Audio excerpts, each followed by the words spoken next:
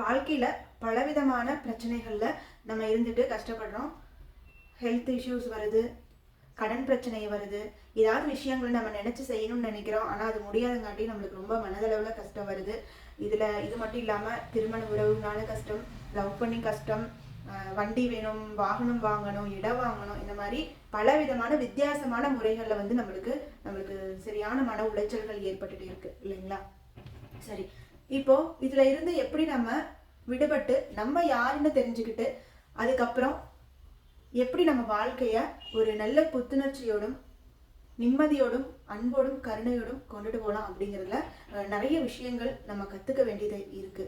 ஒண்ணு இல்லை, ரெண்டு இல்லை, பல விஷயத்த நம்ம ப்ராக்டிஸ் பண்ண வேண்டியதும் இருக்கு.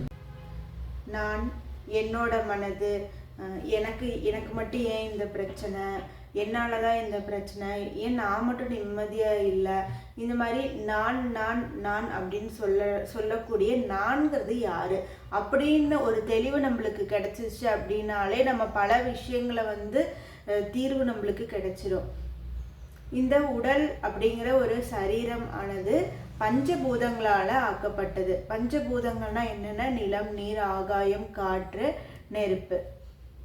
ஸோ இந்த பஞ்சபூதங்களால உருவாக்கப்பட்ட இந்த உடம்பு, இதுக்குள்ள இருக்கிற உயிர், அந்த உயிர் தான் நம்ம ஆன்மான்னு சொல்லிக்கலாம், உயிர்னு சொல்லிக்கலாம், மனம்னு சொல்லிக்கலாம், ஜீவன் சொல்லிக்கலாம், பல பெயர்கள் இருக்கு. ஸோ நம்ம இங்க ஆன்மான்னு நம்ம சொல்லிக்கலாம். ஸோ இந்த ஆன்மா ஒரு டிரைவர் மாதிரி நம்மளோட உடலை இயக்குது. எப்படி ஒரு கார் ஓட்டுறவங்க டிரைவர் அந்த காரை எல்லா சைடும் ஓட்டுறாங்க, இயக்குறாங்க, கிளச்சு, ஆக்சிலேட்டர் இதெல்லாம் கரெக்டாக பண்ணி அந்த காரை ஓட்டுறாங்களோ, அந்த மாதிரி நம்ம உடலையும் மனதையும் இயக்கக்கூடிய ஒரு டிரைவர் யாரு அப்படின்னு பார்த்தா அது ஆன்மா என்கின்ற உயிர் தான்.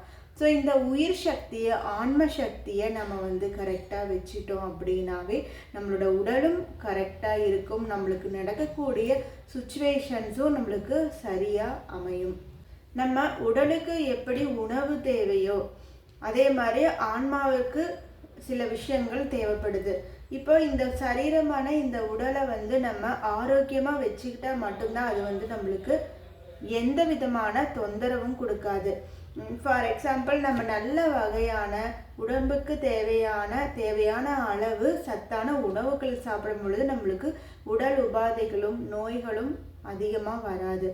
அதுவே ஜங்க் ஃபுட்டு, தேவையில்லாத நம்ம உடலுக்கு அக்செப்ட் பண்ணிக்க முடியாத உணவுகளை எல்லாம் நம்ம அது உள்ளே கொடுக்கும் பொழுது நம்மளுக்கு உடல் உபாதைகளும் பல விதமான நோய்களும் வருது இல்லைங்களா? அதே மாதிரி தான் இந்த ஆத்மாவான உயிருக்கும் நம்ம கொடுக்க வேண்டிய நல்ல விஷயங்களை மட்டும் நம் உள்ளே கொடுக்க வேண்டும்.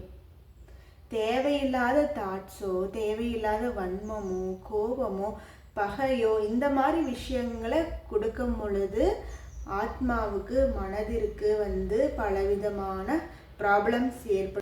அதனால இது ரெண்டுமே ரொம்பவுமே காம்ப்ளிகேட்டட் தான். இப்போ இருக்கிற சுச்சுவேஷனில் இந்த உடலுக்கு தேவையான உணவு கொடுக்கறதுல இருந்து இந்த மனதிற்கு தேவையான எண்ணங்களை கொடுக்கறது, இது ரெண்டுமே ரொம்பவுமே காம்ப்ளிகேட்டடான விஷயங்களாகவும் சேலஞ்சிங்கான விஷயமாகவும் மாறிடுச்சு. ஸோ அதுதான் நம்ம இங்கே ப்ராக்டிஸ் பண்ண போகிறோம். எப்படி இந்த டிரைவர் டிரைவிங் தெரிஞ்ச நல்ல டிரைவராக இருந்தால் மட்டும்தான் அந்த காரை நல்லா இயக்கி போக வேண்டிய டெஸ்டினேஷனுக்கு போக முடியும். அதே மாதிரி நம்மளுக்குள்ளே இருக்கிற இந்த ஆன்மாவை நல்லபடியாக நல்ல எண்ணங்களை கொடுத்து நம்ம பயிற்சி பண்ணி நம்ம வச்சுருந்தோம் அப்படின்னா தான் இந்த உடல் மற்றும் நம்மளுடைய வாழ்க்கையை நல்லபடியாக இயக்குறதுக்கான எல்லா வகையான சக்தியும் நம்மளுக்கு கிடைக்கும்.